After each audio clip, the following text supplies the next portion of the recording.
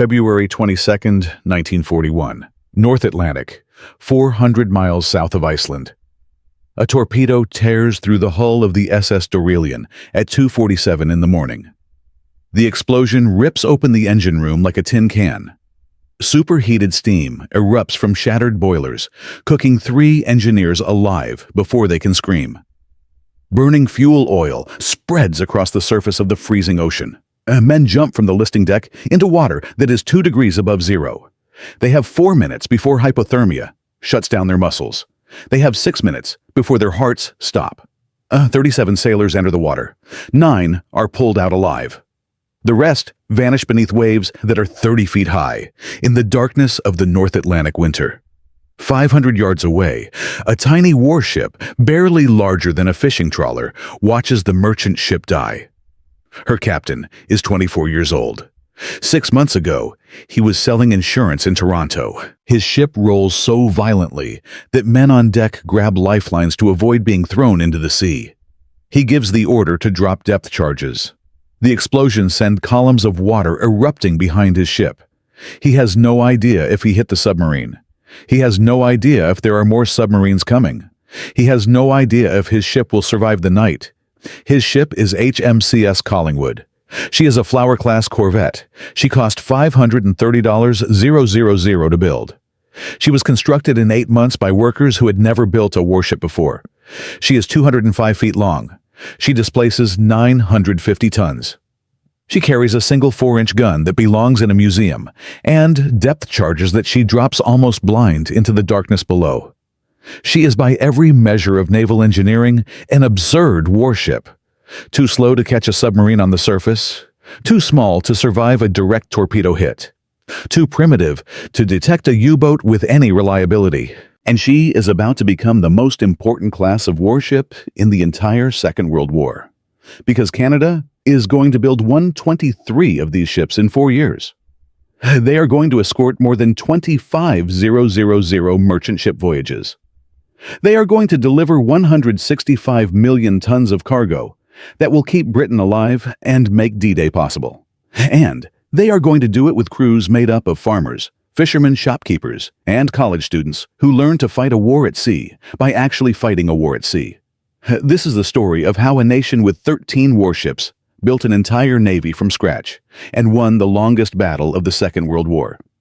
September 3rd, 1939. Britain and France declare war on Nazi Germany. The Royal Canadian Navy on that day possesses 6 destroyers and 7 smaller vessels.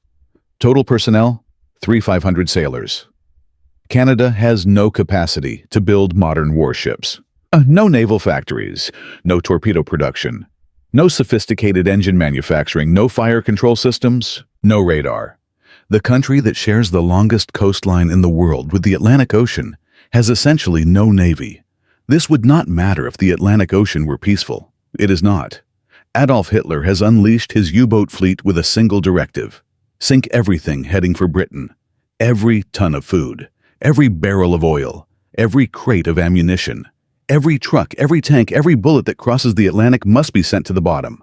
The mathematics of Britain's survival are terrifying in their simplicity. The island nation imports 700,000 tons of supplies every single month just to keep functioning. If that supply line is cut, Britain starves. If Britain starves, the war is over. Hitler wins. Europe falls into permanent darkness, and the U-boats are devastatingly effective. In the first 4 months of the war, German submarines sink 114 Allied merchant ships.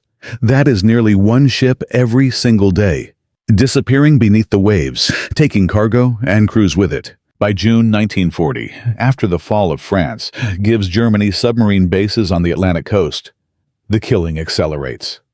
U-boats now operate from Brest-Lorient, Saint-Nazaire, launching patrols directly into the shipping lanes, without having to transit around the British Isles.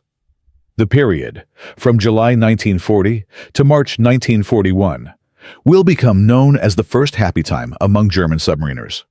Happy because merchant ships are dying so fast that U-boat captains run out of torpedoes before they run out of targets. In October 1940, convoy SC-7 loses 20 ships in 3 days. 47 merchant ships set out from Sydney, Nova Scotia. 20 of them never reach Britain. Hundreds of sailors burn, drown, freeze, or simply disappear. The Royal Navy has destroyers that can hunt submarines effectively, but destroyers are expensive, complex, and take 2 years to build. Britain needs those destroyers everywhere simultaneously. In the Mediterranean, in the English Channel, defending against invasion, screening the home fleet. There are simply not enough destroyers to escort every convoy across the Atlantic. The bottleneck is mathematics. Britain needs approximately 100 escort warships operating continuously in the North Atlantic, accounting for maintenance refits and battle damage. That means 200 to 250 escorts in total inventory. The Royal Navy cannot produce that many ships, not while fighting a war on every ocean on Earth. But there is one nation with thousands of miles of coastline, dozens of commercial shipyards, and a desperate willingness to contribute to the war effort: Canada. The problem is that Canadian shipyards cannot build sophisticated warships. They have never manufactured naval turbines. They have never installed fire control systems. They have never produced the complex machinery that goes into a modern destroyer. Asking Canadian yards to build destroyers is like asking a bicycle shop to manufacture a jet engine. The tools, the skills, the knowledge simply do not exist. But what if the warship did not need to be sophisticated? In January 1939, months before the war even begins, the British Admiralty contacts Smith's Dock Company in Middlesbrough, England, with an unusual request. Design the simplest possible anti-submarine escort vessel. Make it so simple that any commercial yard capable of building a fishing trawler can construct it. Base it on a proven hull design that already exists. Use machinery that is commercially available, not custom military specification. Make it cheap. Make it fast to build. Make it good enough. William Reed, the chief naval architect at Smith's Dock, reaches for plans that are already sitting on his desk. The Southern Pride whale catcher, a 700-ton commercial vessel designed to hunt whales in the Southern Ocean. Reed stretches the hull to 205 feet to increase speed. He specifies 2 Scotch marine boilers, the kind found in any merchant ship, because they can be delivered in 16 weeks instead of the 7 months required for naval water tube boilers. He installs a single, triple expansion steam engine, producing 2 750 horsepower. This is technology from the 1890s, ancient by 1939 standards. Any merchant marine engineer in the world can maintain it. The result is HMS Gladiolus, the first Flower-class corvette. She can make 16 knots in calm seas. She can travel 3 500 nautical miles at 12 knots. She mounts a single 4-inch gun that was designed during the First World War. She carries depth charges on rails at her stern. She has ASDIC, a primitive sonar that can detect submarines at maybe 500 yards in good conditions, but becomes virtually useless when ocean temperature layers bend the sound waves into nothing. First, Sea Lord Winston Churchill reportedly calls them cheap and nasties. The name sticks because it is accurate. They cost roughly £50,000 to build in Britain, 1/10 the cost of a fleet destroyer, 1/20 the cost of a cruiser. They are miserable, inadequate, primitive, and absolutely perfect for what Canada needs to do. Because Canadian shipyards can build these ships. The Flower-class corvette requires no naval turbines. It uses commercial engines. It requires no sophisticated fire control. It mounts a single gun. It requires no specialized construction techniques. The hull is built using merchant ship methods. The same steel, the same welding, the same riveting. Any yard that can build a Great Lakes freighter can build a corvette. And the hull is 205 feet long, just short enough to fit through the St. Lawrence Seaway locks. This means shipyards on the Great Lakes, 1,000 miles from the ocean, can build corvettes and send them down the St. Lawrence to the Atlantic. In early 1940, the Canadian government makes the decision that will define the nation's war. Build corvettes. Build them everywhere. Build them now. 64 corvettes are ordered in the first program. Contracts go to yards scattered across 3,000 miles of Canadian geography. Collingwood Shipyards in Ontario, Marine Industries in Sorel, Quebec, Kingston Shipyards, which has not built anything since 1923. Port Arthur Shipbuilding on Lake Superior, Davy Shipbuilding in Quebec City, Victoria Machinery Depot in British Columbia, Morton Engineering in Quebec City, Yarrows Limited in Victoria. And now we meet the real heroes of this story. Not admirals, not politicians, not engineers with degrees from prestigious universities. We meet Harold Morrison. He is 41 years old. He is a welder at Collingwood Shipyards. Before the war, he welded grain silos and water tanks. He has never seen a warship in his life. He has never been on the ocean. He does not know what a depth charge looks like. In March 1940, Harold receives blueprints for something called a Corvette. He studies the plans at night in his kitchen by the light of a kerosene lamp, because his town does not yet have reliable electricity in every home. He practices new welding techniques on scrap steel behind the yard. He teaches himself to read naval architectural drawings by comparing them to the grain silo plans he already understands. Within 3 months, Harold Morrison and 200 workers like him at Collingwood Shipyards lay the keel of HMCS Collingwood. Within 8 months, they launch a completed warship. Harold has welded approximately 14,000 linear feet of steel plate. He has worked 6 days a week, 10 hours a day. He has earned 75 cents per hour. And he has built a warship that will cross the Atlantic Ocean 47 times and escort hundreds of merchant ships safely to port. Multiply Harold by 40,000, because that is how many Canadian workers will pour into shipyards across the country. Farmers from the prairie provinces who have never seen salt water. Fishermen from the Maritimes who understand the ocean, but have never shaped steel. Women who take over welding positions as men enlist. Teenagers who lie about their age to get shipyard jobs, paying better than anything in their small towns. By November 1940, the first Canadian-built Corvette is commissioned. HMCS Collingwood enters service. She is not pretty. Her welds are rough in places. Her interior is cramped and poorly ventilated. Her engine vibrates hard enough to rattle the teeth of anyone standing near it. But she floats. She moves. Her gun fires. Her depth charges drop. She is enough. And she is just the first. By the end of 1941, 37 more Corvettes enter service. Canadian yards are launching warships at a pace that would have been unthinkable 2 years earlier. The tiny shipyard at Kingston, that had not built a vessel since 1923, completes 4 Corvettes on schedule. Port Arthur Shipbuilding finishes Corvettes in winter stores, them on blocks in the frozen harbor, and sends them down the St. Lawrence when the ice breaks in spring. The Corvettes are adequate. They are not good. Their maximum speed of 16 knots means a surfaced U-boat, making 18 knots, can simply run away. Their ASDIC is unreliable. Their single gun is almost useless at night. Their crews are seasick for the first month of every deployment because the whale catcher hull rolls in any sea state above calm. But there are so many of them, and that changes everything. But the real test is coming, because in September 1941, a wolf pack of 16 German U-boats descends on convoy SC-42 in the mid-Atlantic. The entire escort consists of 1 destroyer and 3 corvettes. 4 warships against 16 submarines protecting 67 merchant ships spread across miles of Black Ocean. What happens next will redefine what courage means in the North Atlantic. And it will prove that the men aboard those cheap, nasty little corvettes are willing to sail straight into the teeth of a wolf pack with nothing but depth charges, determination, and the knowledge that if they fail, thousands of tons of supplies that Britain needs to survive will sink to the bottom of the sea. That story begins in Part 2.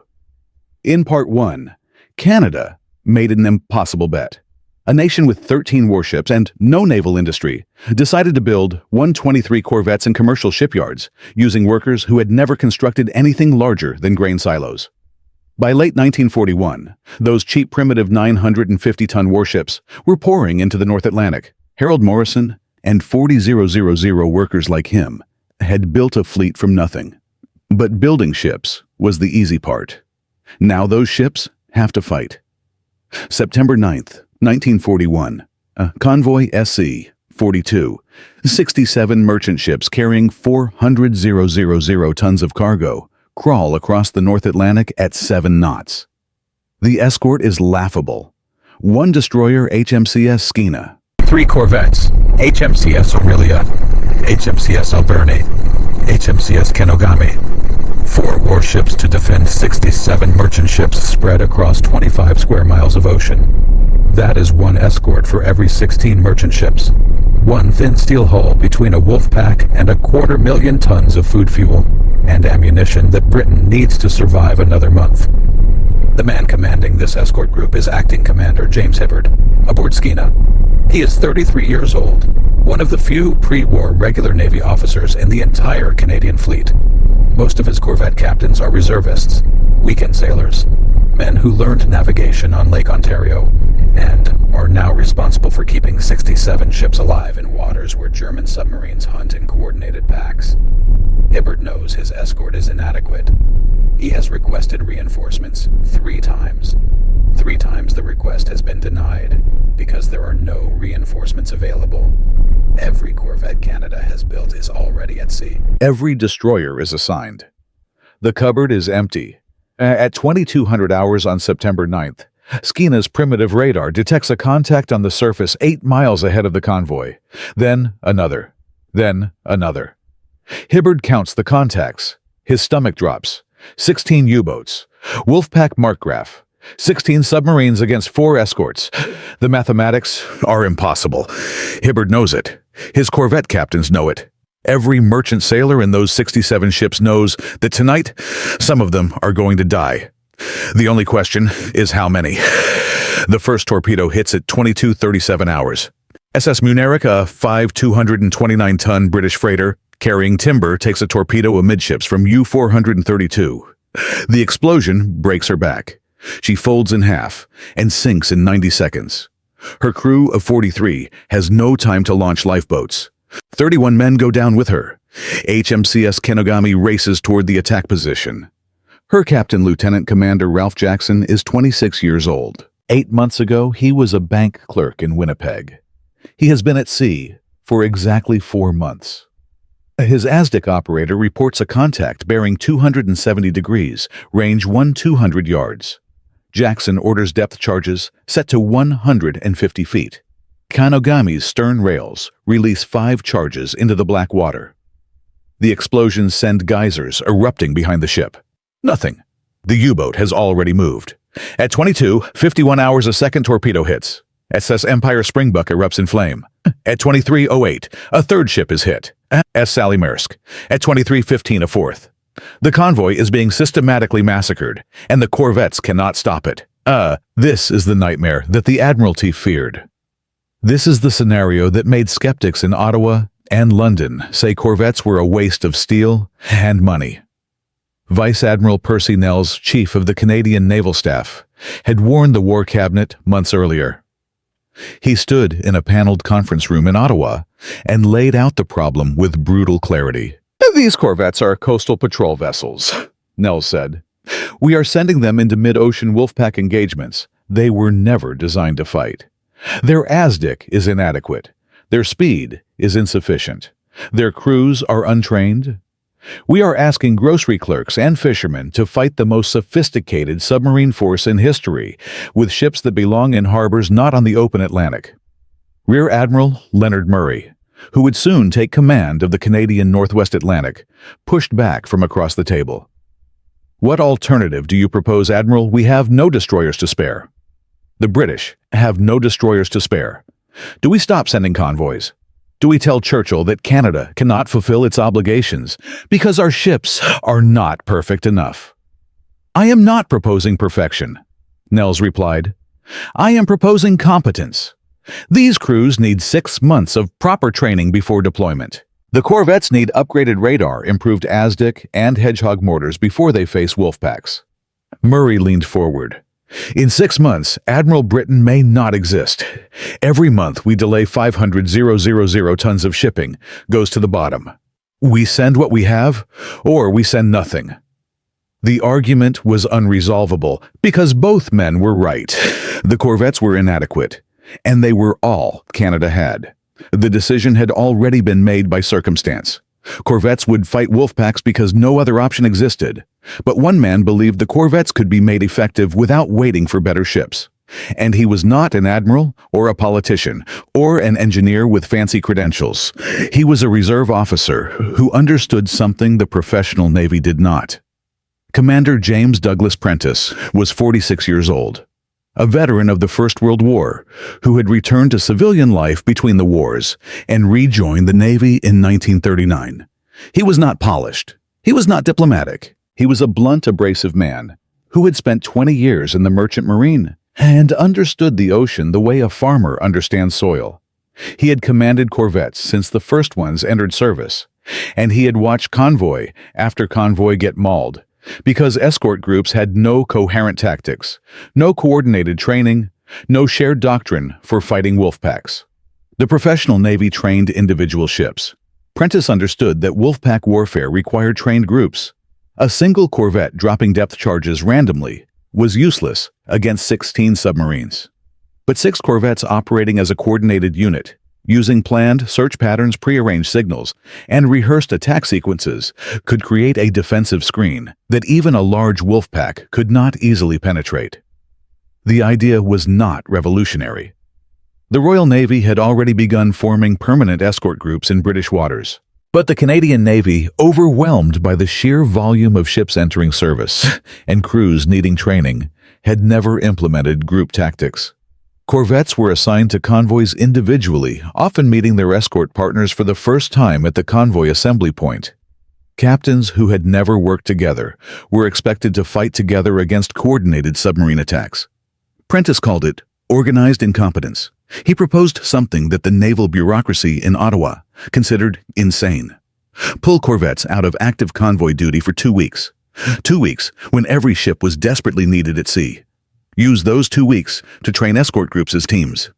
Practice coordinated attacks, rehearse communication procedures, run simulated wolfpack engagements until every captain knew exactly what every other captain would do in every scenario. 2 weeks. 14 days without those corvettes escorting convoys. 14 days during which merchant ships would sail with even less protection. 14 days during which men would die because escorts were practicing instead of fighting. "You want me to pull ships off the line while we are losing the battle?" Nell said when Prentice presented the plan. "The British will think we have lost our minds." "The British," Prentice replied, "are already losing faith in our escorts because they fight like strangers who met at a bus stop. Give me 2 weeks and I will give you escort groups that fight like units." Nels refused. The political pressure was too great. Every ship had to be at sea. Every convoy had to have escorts. The numbers demanded it. But Prentice found an unexpected ally. Rear Admiral Murray, who had argued for sending corvettes, immediately recognized that Prentice was right about tactics, even if the timing was impossible. Murray could not authorize pulling ships from duty. What he could do was authorize extended layovers in St. John's, Newfoundland, between convoy runs. Instead of the standard 4 days in port for refueling and minor repairs, Murray quietly extended turnaround times to 7 days for escort groups assigned to Prentice's informal training program. 3 extra days. Not the 2 weeks Prentice wanted, but enough. Prentice commandeered a section of the harbor at St. John, AS. He requisitioned a retired fishing trawler to simulate a submarine. He created paper exercises that escort group captains worked through together in a borrowed warehouse while their ships refueled. He ran his corvettes through coordinated attack drills in Conception Bay, 4 ships working together to locate and prosecute a single target. The exercises were crude. The simulated submarine was a fishing boat, dragging a noisemaker. The paper problems were worked on card tables by lantern light.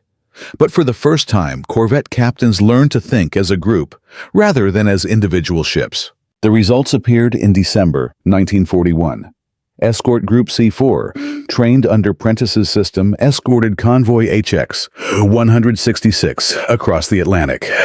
A wolfpack of 8 U-boats attacked on the 3rd night. Previously, 8 submarines against 4 corvettes and a destroyer would have meant catastrophe. This time, the escorts executed a coordinated response. When HMCS Sackville gained ASDIC contact, she did not charge in alone. She signaled her position. HMCS Louisburg moved to a blocking position 2000 yards north. HMCS Baddock covered the southern flank. The destroyer HMCS St. Croix swept wide to force any surfaced U-boats to dive. The attack lasted 6 hours. The Wolfpack sank 2 merchant ships. 2 out of 43. Previous convoys of similar size, facing similar Wolfpacks, had lost 12 to 15 ships. Escort Group C4 had reduced losses by 85%. The numbers were electric. 2 ships lost instead of 15. 41 merchant ships delivered safely, carrying 290,000 tons of cargo. Naval intelligence calculated that Prentice's coordinated tactics had saved approximately 91,000 tons of shipping in a single convoy crossing. At replacement cost, that was $35 million worth of ships and cargo preserved because 4 Corvette captains knew how to work together. Prentice presented the data to Murray. Murray presented it to Ottawa. Ottawa sent the numbers to the Admiralty in London. For the first time, the British stopped dismissing Canadian corvettes as floating embarrassments and began studying what Prentice had done. The success in the exercise was one thing. Scaling it across the entire Canadian escort fleet was something else entirely. Canada had over 70 corvettes operating in the North Atlantic by early 1942. Organizing them into permanent trained groups meant restructuring the entire convoy escort system. Ships could no longer be assigned randomly. Groups had to stay together. Training had to be continuous. The administrative burden was enormous for a Navy that was already stretched beyond breaking, and many captains resisted. The pre-war regular officers viewed Prentice as an abrasive reservist, overstepping his authority. Captains who had been escorting convoys for a year did not appreciate being told their tactics were wrong by a man who had spent the interwar years in the merchant marine. Some simply ignored the new doctrine and continued operating independently. Prentice's solution was characteristic of the man. He did not file reports or write memos. He went to sea. He sailed aboard corvettes, escorting convoys, and personally coached captains through Wolfpack engagements in real time. When a U-boat attacked, Prentice was on the bridge, directing the coordinated response, demonstrating that group tactics worked not in theory, but under fire with torpedoes in the water and merchant ships burning on the horizon. By March 1942, 6 escort groups had been trained under Prentice's system. The data was undeniable. Trained groups lost an average of 1.4 merchant ships per convoy engagement. Untrained groups lost an average of 4.7. The difference was 70,000 tons of cargo per convoy. Multiplied across hundreds of convoy crossings, the impact was staggering. The Canadian Navy formally adopted group training doctrine in April 1942. Prentice was promoted and given authority over tactical training for the entire Western Atlantic escort force. The man who had been threatened with insubordination charges 6 months earlier was now responsible for teaching every corvette crew in the fleet how to fight. The Germans noticed. U-boat commanders reported that Canadian escorts were becoming more aggressive, more coordinated, more difficult to evade. Wolfpack commanders found that the old tactic of overwhelming a weak escort with simultaneous attacks from multiple directions was failing, because the escorts were no longer reacting individually. They were responding as units covering each other's blind spots, maintaining ASDIC contact, while partnerships delivered attacks. Admiral Karl Donitz, commander of the German submarine fleet, noted in his war diary in May 1942 that losses in the Western Atlantic were increasing and that convoy defenses had improved markedly in sectors covered by Canadian escort groups. He did not know why. He did not know that a blunt reserve officer with a borrowed fishing trawler had transformed how 70 corvettes fought. But Donitz was not a man who accepted setbacks passively. The Canadian corvettes had proven they could defend convoys against existing Wolfpack tactics. So Donitz changed his tactics. In the summer of 1942, he began deploying Wolfpacks of 20 or more U-boats against single convoys. He introduced new search patterns that spread submarines across wider areas to locate convoys before escorts could establish defensive formations. He ordered U-boats to attack on the surface at night, where corvettes' primitive radar could not detect them, and their ASDIC was useless, because ASDIC only detected submerged targets. The escalation was massive. In June 1942, German shipyards were launching 15 new U-boats every month. Dönitz had over 300 operational submarines, more than at any point in the war. He concentrated them in the mid-Atlantic air gap, the 600-mile stretch of ocean beyond the range of Allied patrol aircraft, where convoys were completely dependent on their surface escorts. The Corvettes had learned to fight as groups. Now those groups were about to face wolfpacks twice the size of anything they had encountered before in the most dangerous waters on Earth, with no air cover and no reinforcements. In October 1942, Dönitz launched Operation Paukenschlag Phase 2. 30 submarines converged on the convoy routes south of Greenland. Their orders were explicit. Find the convoys escorted by Canadian corvettes. Attack at night. Attack on the surface. Overwhelm the escorts with numbers. The stage was set for the bloodiest winter of the Atlantic War, and for every corvette crew sailing out of St. John's into the darkness of the North Atlantic, one question hung in the freezing air. Were 70 corvettes enough? Part 3. We'll answer that question. And the answer would be written in fire, ice, and blood across the longest night of the Battle of the Atlantic. In Part 1, Canada built 123 corvettes from nothing. Commercial shipyards, staffed by welders, farmers, and fishermen, launched warships at a pace the world thought impossible. In Part 2, Commander James Prentice transformed those cheap, primitive vessels into coordinated fighting units that cut convoy losses by 85%. The corvettes had learned to fight. The German U-boat fleet had noticed. And Admiral Karl Dönitz responded with overwhelming force. By October 1942, Germany had 300 operational U-boats. 15 new submarines launched every month from yards in Hamburg, Bremen, and Kiel. Dönitz concentrated them in the mid-Atlantic air gap, a 600-mile stretch of ocean south of Greenland, where no Allied aircraft could reach. Convoys entering that gap had nothing but their surface escorts between them and annihilation. Dönitz called it the killing ground. Allied sailors called it the Black Pit, and 70 Canadian corvettes were about to sail straight into it. The German response to improved Canadian tactics was not subtle. It was massive. Dönitz had studied the convoy battles of late 1941 and early 1942. He recognized that Canadian escort groups were becoming more effective.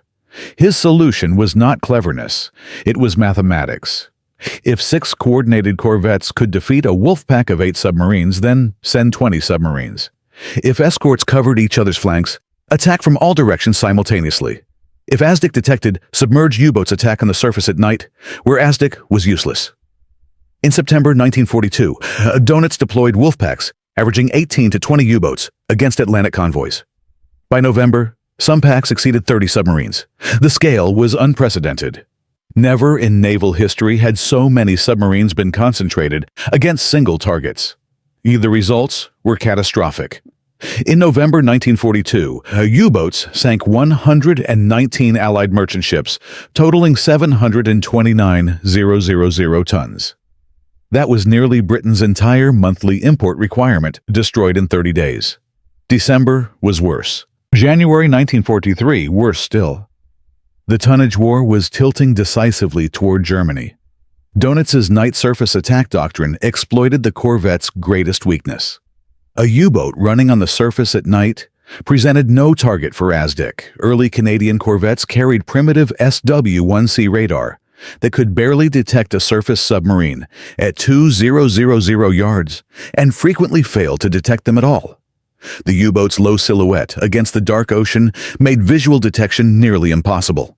Submarines would penetrate the escort screen on the surface fire torpedoes into the convoy columns from inside the formation, then slip away before the corvettes could react. The corvettes were fighting blind against an enemy they could not see, could not hear, and could not catch. But this was not the only crisis facing Canada's corvette fleet. The rapid expansion that had produced 123 corvettes in 4 years had created a maintenance nightmare of staggering proportions. Ships that were designed for 2 years of coastal patrol were now in their 3rd year of continuous mid-ocean operations. Hulls that had been welded by workers learning on the job were developing cracks. Engines designed for 2 750 horsepower were being pushed beyond their limits month after month, without adequate overhaul periods. In January 1943, HMCS Shediac reported her ASDIC dome had corroded so badly that underwater detection range had dropped from 500 yards to less than 400. HMCS Wetaskiwin's triple expansion engine threw a connecting rod mid-Atlantic, leaving her dead in the water for 16 hours, while her crew fabricated a repair from spare parts meant for a different engine class. HMCS Dauphin's hull plating was so thin from corrosion that her captain reported he could see light through the steel in the forward compartment. The Canadian Navy needed to pull ships from service for major refits, but pulling corvettes meant fewer escorts for convoys. Fewer escorts meant more merchant ships sunk. More ships sunk meant Britain moved closer to starvation. The calculus was impossible. Every corvette in dry dock was a convoy sailing with one less defender. Politicians in Ottawa demanded answers. Why were losses mounting? Why were corvettes breaking down? Who was responsible? Some pointed fingers at the shipyards at Harold Morrison and the thousands of workers who had built these vessels. The steel was poor quality. The welding was substandard. The construction had been rushed. The accusation was partially true and deeply unfair. The corvettes had been rushed into production. That was the entire point. They were emergency warships, built by emergency methods in an emergency time frame, because the alternative was no escorts at all.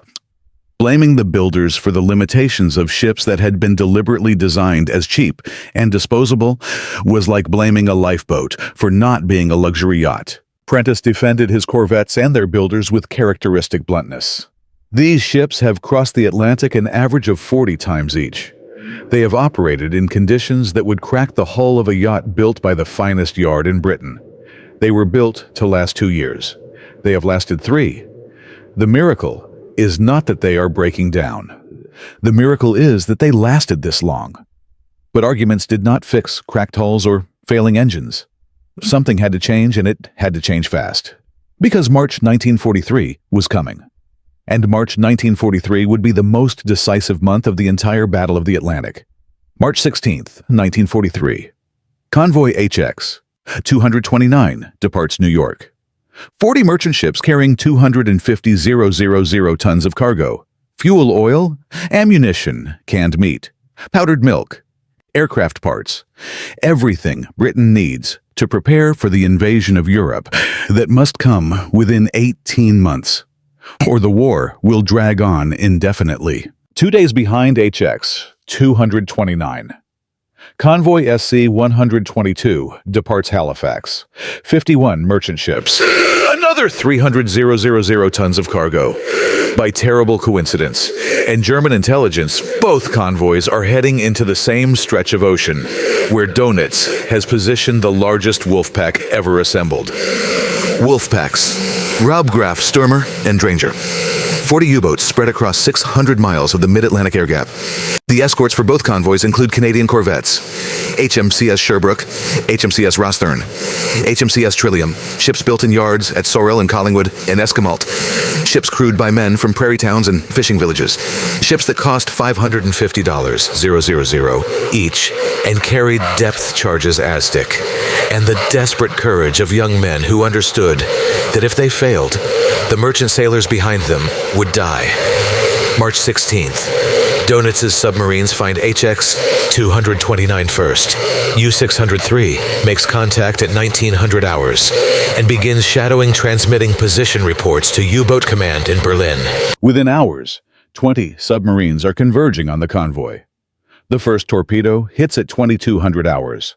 SS Elin K, a Norwegian freighter. She burns. SS Zonland is hit next. Then SS James Oglethorpe. Then SS William Eustace. Ships are dying at the rate of 1 every 30 minutes. HMCS Sherbrooke charges toward the attack bearing. Her ASDIC operator reports contact. Range 800 yards. Bearing 195. The captain orders depth charges set to 200 feet. 5 charges roll from the stern racks. The ocean erupts. The contact disappears. Did they hit the submarine, or did it simply move? No one knows. There is no time to investigate because another torpedo has just hit another merchant ship. March 17th, Convoy SC 122, 2 days behind, runs into the same wolf pack. The two battles merge into a single, continuous slaughter across hundreds of square miles of ocean. U-boats attack in waves. Day attacks, night attacks, surface attacks, submerged attacks. The escorts race from one sinking ship to another, dropping depth charges, firing star shells to illuminate the darkness, desperately trying to keep some semblance of a defensive screen around merchant ships that are scattering in panic. HMCS Rosthern detects a surfaced U-boat at 3000 yards using her newly installed Type 271 centimetric radar. This is the upgraded radar that Canadian corvettes have been receiving through the winter refit program. It works. The U-boat appears as a clear blip on the screen. Rosthern's captain orders full speed, 16 knots. The corvette bears down on the submarine. The U-boat dives. Rosthern passes over the diving position and drops a full pattern of 10 depth charges. Oil rises to the surface. Debris follows. U-384 never surfaces again. Sunk by a Canadian corvette that was built by workers who had never seen a warship 4 years earlier. But one submarine destroyed cannot stop 40. Over 4 days and 4 nights, the combined wolf packs sink 22 merchant ships from the two convoys. 146,000 tons of cargo goes to the bottom. 360 merchant sailors die. It is the worst convoy battle of the entire war. The single greatest victory for Donitz's U-boat fleet. The Admiralty in London is shaken to its core. First Sea Lord Dudley Pound writes in a classified memorandum that if losses continue at the March rate, Britain will be unable to sustain the war beyond autumn 1943. The invasion of Europe will be impossible. The war will end in stalemate, or worse. For one terrible week, it appears that the U-boats are winning. But March 1943 contains a twist that Donitz does not see coming. Because the same month that produces the worst convoy losses also produces the tools that will destroy his submarine fleet. 3 things converge simultaneously. First, Canadian corvettes receive Type 271 centimetric radar in large numbers. The radar that allowed HMCS Rosthern to detect and sink U-384 is now being installed across the fleet. Surface night attacks. Donitz's most effective tactic suddenly becomes suicidal for U-boats because corvettes can now see them in the dark. Second, Hedgehog forward-throwing mortars reach Canadian corvettes in quantity, unlike stern-dropped depth charges that required a corvette to pass over the target. And lose as did contact Hedgehog fires 24 small bombs ahead of the ship while maintaining continuous sonar tracking. The kill probability per attack increases from 3% with depth charges to roughly 25% with Hedgehog, an 8-fold improvement. Third, very long-range Liberator aircraft finally closed the Mid-Atlantic air gap in April 1943. For the first time, convoys have continuous air cover across the entire Atlantic crossing. U-boats can no longer surface safely anywhere. The effect is immediate and devastating. In April 1943, U-boat losses double. Donitz loses 15 submarines in April. In May, he loses 41. 41 submarines destroyed in a single month. The exchange rate reverses completely. In March, he sank 22 ships per U-boat lost. In May, the Allies destroy 1 U-boat for every ship lost. The mathematics that had favored Donitz for 3 years collapse in 8 weeks. On May 24th, 1943, Donitz orders all U-boats to withdraw from the North Atlantic. The decision is unprecedented. For the first time since September 1939, the Atlantic convoy routes are free of wolf packs. The news spreads through the fleet like electricity. And St. John's corvette crews who have spent 3 years fighting in the worst conditions on Earth learn that the enemy has retreated. The Battle of the Atlantic is not over.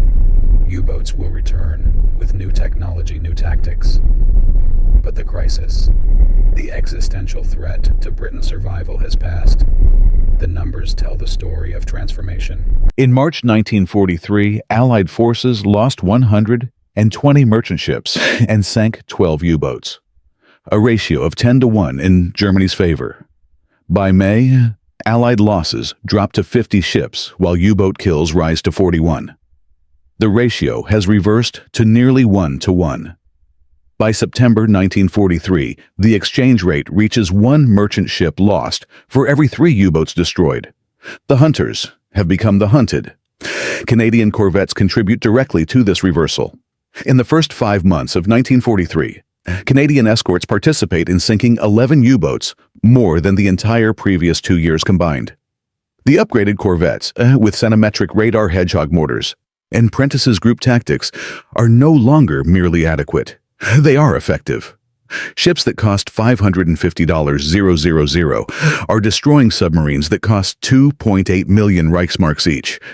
The strategic impact extends far beyond the Atlantic. With convoy losses dropping, the buildup for D-Day accelerates. 2 million American and Canadian soldiers crossed the Atlantic in 1943 and early 1944. 5 million tons of ammunition, 25 million tons of petroleum products, enough tanks, trucks, jeeps, and aircraft to equip the largest invasion force in history. Every ton arrives because convoys are now protected by enough escorts with adequate technology and trained crews. And the backbone of that escort force remains the Canadian Corvette fleet. 70 corvettes operating continuously in the North Atlantic. Cheap ships, simple ships, ships built by Harold Morrison and 40,000 workers like him, who turned steel plates into a navy. The recognition comes slowly, but finally. The British Admiralty, which had dismissed Canadian corvettes as floating embarrassments, formally acknowledges that Canadian escort forces have been essential to victory in the Atlantic. Rear Admiral Murray becomes the only Canadian to command an Allied theater of operations, taking charge of the entire Northwest Atlantic. Prentice receives the Distinguished Service Cross.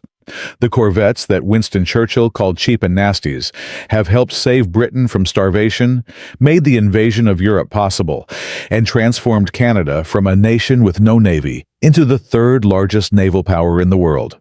But the story of the corvettes has one final chapter.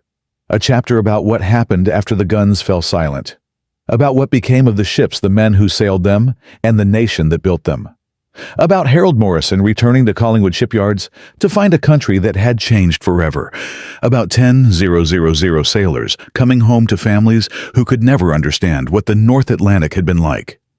About 123 corvettes, built for 2 years of emergency service, facing a world that no longer needed them. And about one single corvette that survives to this day, preserved in a harbor in Halifax, the last of her kind, standing watch over the memory of the 122 others that proved a simple truth the admirals never wanted to hear.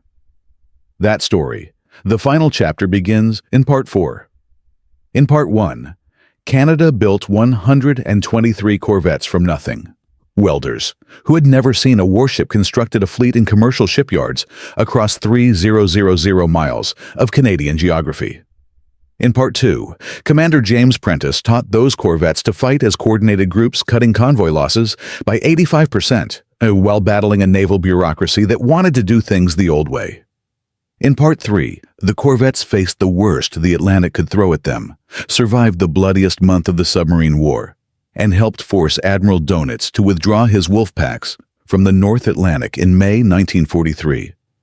Canada had turned $70 million worth of steel into a navy that saved Britain from starvation. But wars end, and when they do, nations have a habit of forgetting the people and machines that won them. This story has one final twist, and it begins not with a battle, but with a quiet afternoon in a shipyard where no one is building anything anymore. August 15th, 1945. Japan surrenders. The Second World War is over.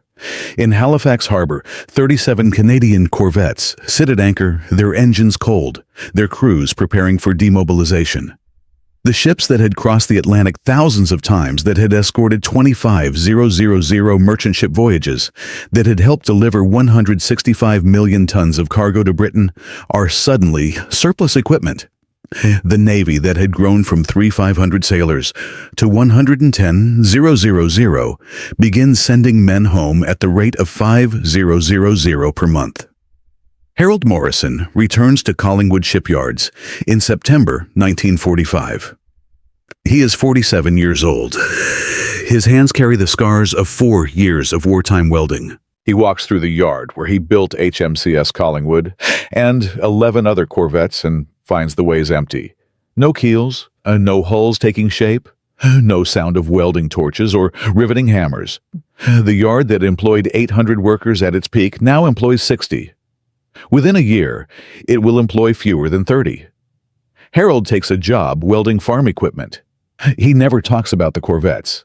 His neighbors know he worked in the shipyard during the war, but they do not know that the ships he built crossed the Atlantic 47 times each.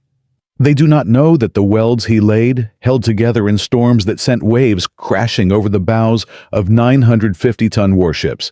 They do not know that the cargo those ships protected included the food that kept 47 million British civilians from starving. Harold Morrison dies in 1978 at the age of 80. His obituary in the Collingwood Enterprise Bulletin mentions that he was a retired welder. It does not mention Corvettes. Commander James Prentice fares slightly better in the historical record, but only slightly. After the war, Prentice returns to the reserve list. The regular Navy, the professional officers who had resisted his tactical innovations, close ranks. Prentice's contributions to group training doctrine are absorbed into standard naval procedure without particular credit. The Distinguished Service Cross he received during the war sits in a drawer. He does not attend reunions. He does not write memoirs. He dies in 1964, largely unknown outside a small circle of naval historians who recognize that his contribution to the Battle of the Atlantic was out of all proportion to his rank. The Corvette crews scatter across Canada like seeds in the wind. 10,000 sailors return to farms in Saskatchewan, fishing villages in Nova Scotia, factories in Ontario, offices in Montreal. They carry memories that civilians cannot comprehend. The sound of a torpedo explosion at 3 a.m, the sight of merchant sailors burning alive in fuel oil, the feeling of a Corvette rolling 50 degrees in a North Atlantic gale, while depth charges detonate behind the stern. The particular horror of pulling dead men from freezing watermen, whose faces were locked in expressions of surprise because hypothermia killed them before they understood they were dying. Many never speak of it. Post-traumatic stress is not yet a recognized condition. The nightmares, the drinking, the marriages that fracture under the weight of the experiences that cannot be shared, all of this happens in private. Canada celebrates its Army veterans. The D-Day beaches the liberation of the Netherlands, the Italian campaign. The Navy's contribution, the unglamorous, freezing, terrifying convoy war that made all those campaigns possible, fades into the background of national memory. Of the 123 Corvettes, the Navy keeps none in active service. The ships are sold for scrap, towed to shipbreakers who cut them apart with the same torches that welded them together. Some are sold to foreign navies. The Dominican Republic acquires 3. Chile takes 2. Others become merchant vessels, their guns removed, their depth charge racks dismantled, their Aztec domes filled with concrete ceiling, as freighters until corrosion and send them to the breakers too. By 1960, only a handful of Corvettes survive in any form. By 1970, all but 1 are gone. But the legacy of the Corvette program is not measured in surviving hulls. It is measured in what Canada became because of what it built. The industrial transformation that began with Corvettes did not end with them. The 126,000 shipyard workers who learned to build warships during the war formed the nucleus of Canada's post-war maritime industry. The yards that built Corvettes went on to build icebreakers, cargo ships, naval frigates, and research vessels. The steel industry that expanded to supply hull plating continued to grow. The machine shops that produced triple expansion engines retooled for diesel and turbine manufacturing. The skills transferred directly. From Corvettes, Canadian yards moved to river-class frigates during the war itself. 70 frigates, larger, more capable, more sophisticated than Corvettes built by workers who had learned their craft on those first crude 950-ton hulls. After the war, when the Cold War Navy needed modern anti-submarine escorts, Canadian yards designed and built the St. Laurent class, Destroyer escorts vessels that incorporated lessons learned from Corvette operations into a modern hull with modern weapons. The tactical legacy was equally profound. Prentice's group training doctrine became standard NATO procedure during the Cold War. The concept of permanent escort groups, trained together, fighting together, operating as coordinated units rather than individual ships, was formalized into Allied naval doctrine that persists to this day. Every modern anti-submarine warfare exercise traces its intellectual lineage back to a reserve officer running corvettes through practice attacks in Conception Bay, with a fishing trawler pretending to be a submarine. The Corvette program also proved a principle that military planners have repeatedly forgotten and repeatedly relearned. Adequate technology deployed in overwhelming quantity defeats. Superior technology deployed in insufficient numbers. The Corvettes were never the best anti-submarine platforms in the Atlantic. British destroyers were faster. American destroyer escorts were better equipped.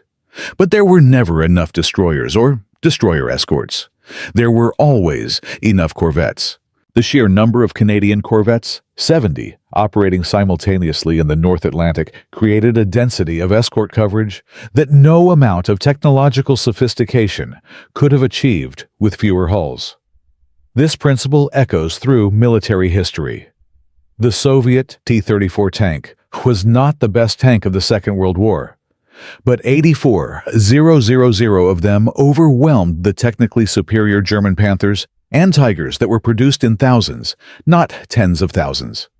The American Liberty ship was not the best cargo vessel ever designed, but 710 of them carried the supplies that won the war because they could be built faster than U-boats could sink them. The Flower-class corvette belongs in this lineage. Simple, cheap, adequate, decisive through numbers. The lesson applies beyond military history.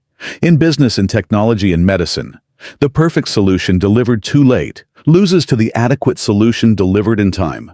Silicon Valley calls it minimum viable product. Military strategists call it the Pareto principle applied to warfare. Canada's corvette builders in 1940 had no name for it. They simply understood that a ship that exists is infinitely more valuable than a perfect ship that does not yet exist. And there is one detail about the Corvette story that most people do not know. A detail that remained buried in naval archives until historians began examining maintenance records decades after the war. In 1943, during the worst months of the Atlantic Battle, the Canadian Navy quietly conducted an inspection of every corvette in the fleet. The inspection was classified because the results were alarming. Of the 107 corvettes built in Canadian yards, more than 30 had significant structural defects. Cracked hull plates, misaligned frames, welds that had not fully penetrated the steel. The ships that Harold Morrison and 40,000 workers had built under desperate time pressure were, in some cases, literally holding together by the margin of their design rather than the perfection of their construction.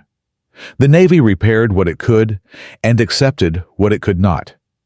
Not a single corvette was withdrawn from service due to construction defects. The engineers calculated that the design margins were sufficient. The hulls would hold, the welds would last. And they were right. Despite the defects, not one corvette was lost due to structural failure. Every corvette lost during the war was lost to enemy action or accident, never to faulty construction. The ships, built by workers who were learning on the job, held together through storms, depth charge attacks, collisions, groundings, and thousands of Atlantic crossings. The steel that skeptics said was inadequate carried those ships through conditions that would have tested vessels built by the finest yards in the world. The welds that were sometimes imperfect were always sufficient. Harold Morrison's welds held every single one. In 1985, a group of naval veterans launched a campaign to save the last surviving Flower-class corvette.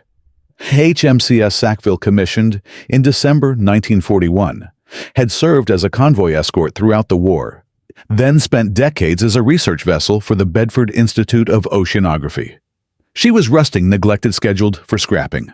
The veterans raised money. They lobbied politicians. They argued that Canada owed its corvette sailors a memorial. It took years. The federal government resisted. The Navy was indifferent.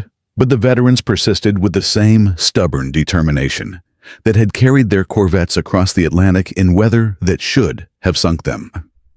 In 1988, HMCS Sackville was designated Canada's Naval Memorial.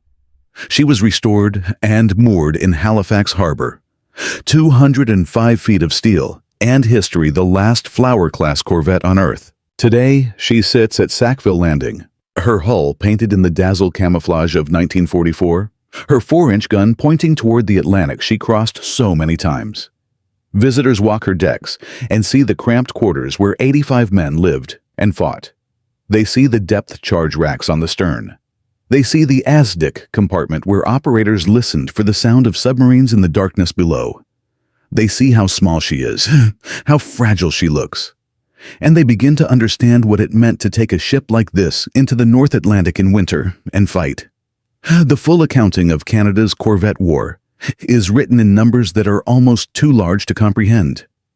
123 corvettes commissioned, 343 merchant ship voyages escorted, 165 million tons of cargo delivered, 33 U-boats sunk or shared, 2 million military vehicles transported to Britain, 25 million tons of petroleum products delivered, enough food to feed a nation of 47 million for years. 10 corvettes lost, approximately 600 Canadian corvette sailors killed, thousands more scarred by experiences they could never fully describe. Total cost of the Corvette program roughly $70 million Canadian dollars. Total value of cargo delivered approximately $50 billion at 1945 prices. Return on investment 700 to 1. From a welder in Collingwood who had never seen a warship to a reserve officer in St. John's who trained corvettes with a fishing trawler to 10,000 sailors who learned to fight by fighting Canada. Proved that ordinary people, given adequate tools and extraordinary courage, can change the course of history. The corvettes were not the best ships in the Atlantic. They were not the fastest, the strongest, the most sophisticated, or the most comfortable. They were enough, and in war, enough deployed in time is everything. HMCS Sackville still floats in Halifax Harbor. She is 84 years old. Her hull is maintained by volunteers, many of them descendants of Corvette sailors. Every November, on Remembrance Day, veterans and their families gather on her deck and face the Atlantic. They remember the 122 corvettes that are gone. They remember the men who sailed them. They remember the merchant sailors who survived because a small, cheap, miserable warship stood between them and a torpedo. And they remember the lesson that the corvettes taught the world, a lesson written in welding slag and depth charge explosions, and frozen Atlantic spray across 4 years of the longest battle of the Second World War. You do not need the perfect weapon. You need enough weapons. You need people brave enough to use them. And you need to start building before you are ready, because the enemy will not wait until you are. If you know another story like this, a story of ordinary people doing extraordinary things with inadequate tools and impossible odds, share it in the comments. The Second World War produced hundreds of innovations that began as ideas too crazy to take seriously. Subscribe to hear the ones that history almost forgot. And the next time someone tells you an idea is too simple, too cheap, too crude to work, remember the Flower-class corvette. Remember that 23 of them saved Britain. Remember that they were built by people who had never built a warship. Remember that they were crewed by people who had never seen the ocean. And remember that they were enough.